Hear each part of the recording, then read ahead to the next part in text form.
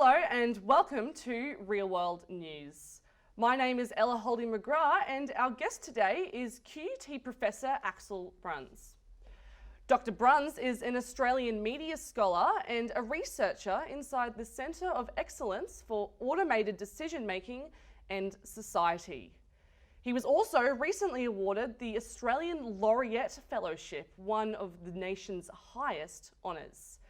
Today, Dr. Bruns joins us to talk about his latest project, something called the Australian Search Experience. Welcome, Dr. Bruns. Thank you. Can you tell us a little bit more about the project? Absolutely. What we're trying to do is to find out what difference there is in the search results that Australian users see. Search engines are, of course, really critical to our lives today. We inform ourselves via various search engines, whether it's Google or others. And these sorts of recommendation systems are built into everything from social media platforms as well, YouTube and other platforms too. So what we're trying to find out really is when people search for particular topics, what do they see? How much variation is there in what they see as well? How much difference is there? If you and I are searching for a particular topic, do we see the same things or not? Now, some variation might be useful, and of course we know that search engines end up personalizing the information that they provide to a certain extent. So based on our different interests, we might see different results. But for some topics that can be really, really problematic, of course. If we're both searching for vaccine information, let's say, then of course we need to have the right information independent of who we are.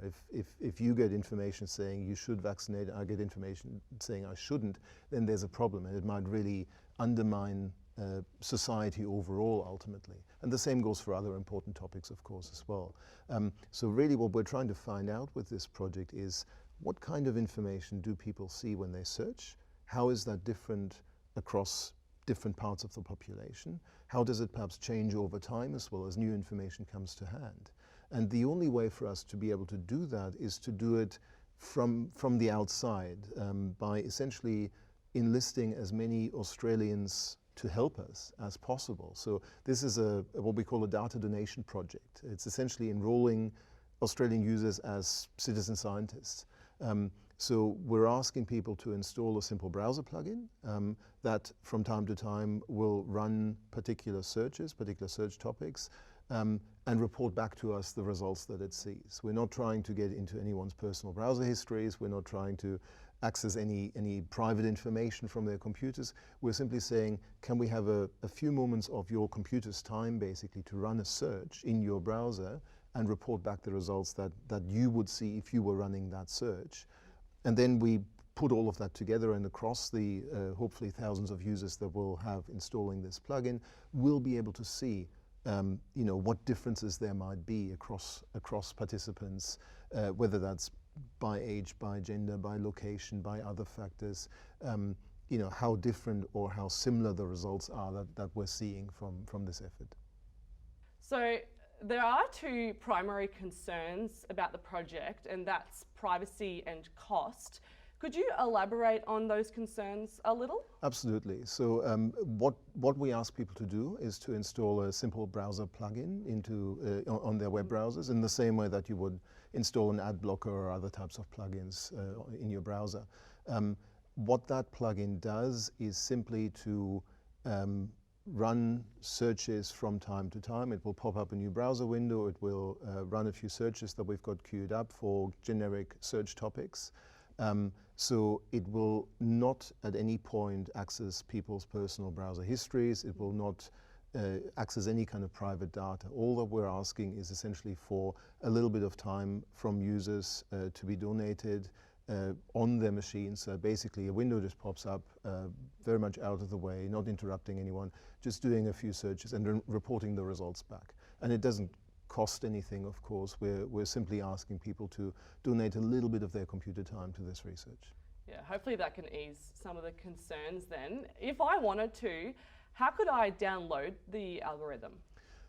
It's a simple browser plugin. So if you go to our website, you can click on a button that will install the plugin that gets you to the Chrome or Firefox extension store and installs the plugin. Then you click through the consent form. So obviously all of this has been approved by our ethics committee as well. So you provide your consent for the plugin to run. You can provide some basic demographic information if you choose to, but you don't have to. And then the plugin is installed. And it basically will run. It will pop up every few hours with a window that runs a few searches, and that's all that you really will see. You can uninstall it, of course, at any time, or you can pause it if it just is disruptive at some point as well. Okay, yeah, that's really, really good to know. When do you hope to complete the study by? We're planning for this to run for a year, in part to be able to capture events coming up as well. There's a federal election coming up, of course, and we're interested to see what search results people might see during that time as well. But people can also stop the plugin at any point if they feel that they've done enough, they've donated enough data. So if you sign up, if you install the plugin, you don't have to keep running it for 12 months if you don't want to. Okay, is there anything else you'd like to add? Look, this is a really important project, and we're really essentially asking people to be what we call citizen scientists. So in the same way that you might have people reporting the weather in their local areas or these sorts of things, really what we're trying to do here is to encourage as many people as possible in Australia to help us understand what search results they are seeing and what difference there is between the different search results that people are seeing. This is really the only way to understand and to create more transparency around search engines, because of course Google and other platforms aren't going to provide the internal workings of their platforms to us. So what we're really trying to do is to get as many people as possible to help us understand better the impact that these search engines have on society. Yeah, thank you so much for joining us today, Dr. Bruns. That's some really important information for everyone to know, and it's some really important research that you're doing. Thank you. My name is Ella Holding-mcgrath, and this is Real World News. See you next time.